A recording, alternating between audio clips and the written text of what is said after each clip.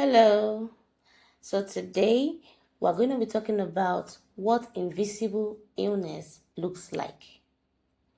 Now, many genetic disorders are invisible illnesses. They are real, they are lifelong, and often misunderstood. It starts quietly before they can be diagnosed. It could start in a baby who cries too much. It could start in an adult who just fell sick randomly and they could not detect what was going on. Invisible illnesses begin when your body starts fighting a battle you never agreed to fight. I grew up learning pain before play, hospitals before playgrounds. Like one moment I'll be fine and the next I am groaning in excruciating pain while the world kept moving on without me. From the outside, you could look good, but from the inside, your body could be constantly at war. That's how invisible illness looks like, when nothing looks wrong, but everything actually feels wrong. Back then in school, teachers saw a quiet girl. My classmates saw someone too fragile. And adults at home saw a child who missed school too often. But what no one saw was the exhaustion in my bones. The way stress could collapse me at any time. The way pain could arrive without warning and stay for days. And yet, the most dangerous battles weren't physical. They were the moments I asked myself, God, why am I still here? Invisible illness teaches you early how to disappear.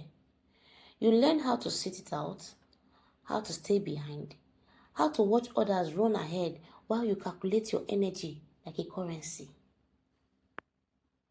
There was a day at school, a teacher called me out in front of the whole class. Where is the sickly girl? Please step aside. In that moment, I learned something. Illness doesn't just affect the body, it reshapes identity through stigmatization. I wasn't a child anymore. I was a condition, a liability, a problem to be managed. God, I was so pained. I cried all day till I got home. I still kept crying till my father got back from work late that night. And by that time, I was already in crisis. That's how invisible illness grows, through shame layered on top of pain. It grows through loss too. So, my younger brother, who had the same condition, just like me, we were children, but we bonded and understood each other in ways no one else could. Because we shared the same dark world of pain. Yeah? Then sickness took him from me. And then at that moment, invisible illness rather, changed shape. It became grief. It became loneliness. It became the realization that survival itself is not guaranteed. From that moment on, I was alone in the pain. Invisible illness does not just attack the body. It rearranges childhoods. It fractures families. It teaches you questions too heavy for your heart to answer. I remember crying and asking God what my brother did wrong to him. Why my sister could live freely while my brother and I were confined to hospital beds. While life dealt with us treacherously. Invisible illness often begins with anger at God, at life, and at a body that feels like betrayal. But invisible illness doesn't end with childhood. It follows you into classrooms you cannot fully attend, into careers you cannot sustain, into relationships that don't know how to stay. It follows you into adulthood, where pain becomes chronic, where mobility is compromised, where life becomes quieter, not by choice, but by necessity. Invisible illness isn't about visibility, it's about credibility.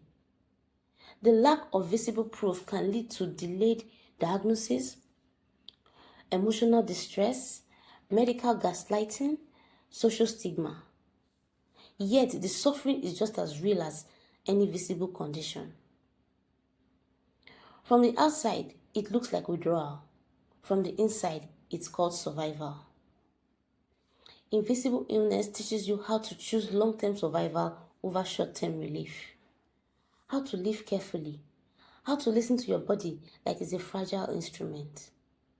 How to build faith when medicine has its limits. It teaches you that life can be small and still meaningful. Quiet and still full. Painful and still purposeful. This is how invisible illness starts. Not with weakness, but with a body that learns endurance early. Not with attention, but with silence. Not with empathy, but with understanding. And yet, those who live with it become fluent in resilience, experts in listening to others, masters of patience, carriers of stories no one sees. Invisible illness starts quietly, but those who survive it carry a strength that is anything but invisible. For many, invisible illness becomes a quiet cross to bear, a place where endurance is forged, a reminder that God sees what others don't. Now tell me, are you living with an invisible illness? Come, let's thrive together. Do you know anyone with invisible illness? Show some empathy today. Till next time, I am your girl, Siri, signing out. Bye.